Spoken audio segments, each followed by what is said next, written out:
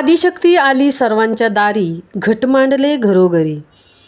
नवरात्रोत्सव म्हणजे आनंद, चैतन्य, नवरंग घेऊन येणारा उत्सव।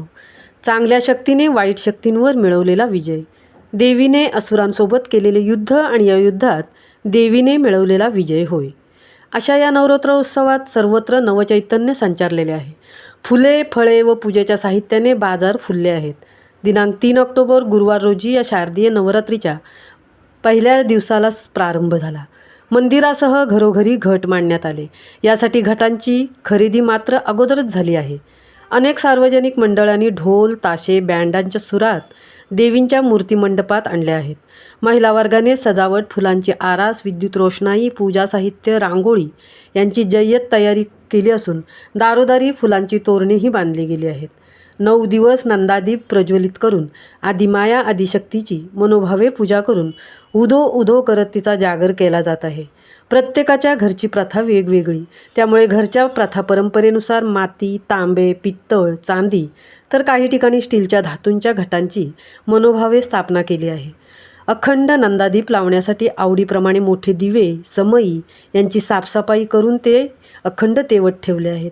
विड्यांच्या पानावर देवी देवांची पूजा केली जाणार असल्याने झेंडूची फुले, आंब्याची पाने यापासून हार, तोरणे काही भक्तांनी घरच्या घरीच बनवले आहेत, तर काहींनी बाजारातून खरेदी केली आहे।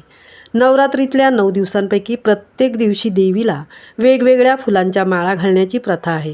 त्यासाठी शेवंती, सोनचाफा, मोगरा, चमेली, तगर, गोकर्णी, कृष्णकमळ, अबोली, तेरडा, कमळ, जास्वंदी, कण्हेर, गुलाब या फुलांची खरेदी जोरात सुरू आहे।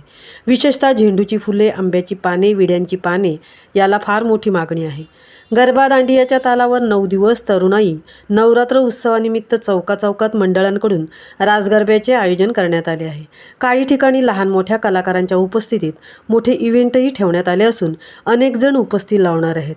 आगामी 9 दिवस गरबाप्रेमी तरुणाई विविध गाण्यांवर थिरकणार आहे।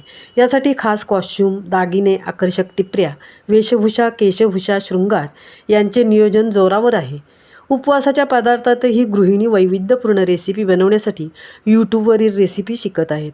नवरात्रात अनेक 9 दिवस उपवास धरतात, त्यासाठी भगर, साबुदाणा, त्यासह फळे, सुकामेवा, विविध प्रकारचे वेफर्स यांची खरेदी झाली असून त्यात नवनवीन पदार्थ बनवून त्यात वैविध्यता आणण्यासाठी सुगरण अगदी सज्ज झाली आहे।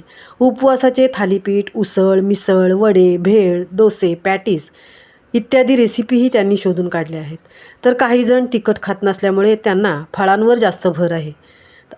त्यामुळे सफरचंद, केळी, रताळी, मुळ्या, कोनफळ, पेरू, चिकू, पेर, संत्री, मोसंबी, अननस, ड्रॅगन फ्रूट, लिच्ची यांना जास्त मागणी आहे। अशा प्रकारे हा 9 दिवसांचा नवरात्रोत्सव नाविन्यपूर्ण आनंद उत्सव लहान मुलांसह आबालवृद्धांना देत आहे। महामुंबईसह तृप्ती भोईर, उरण।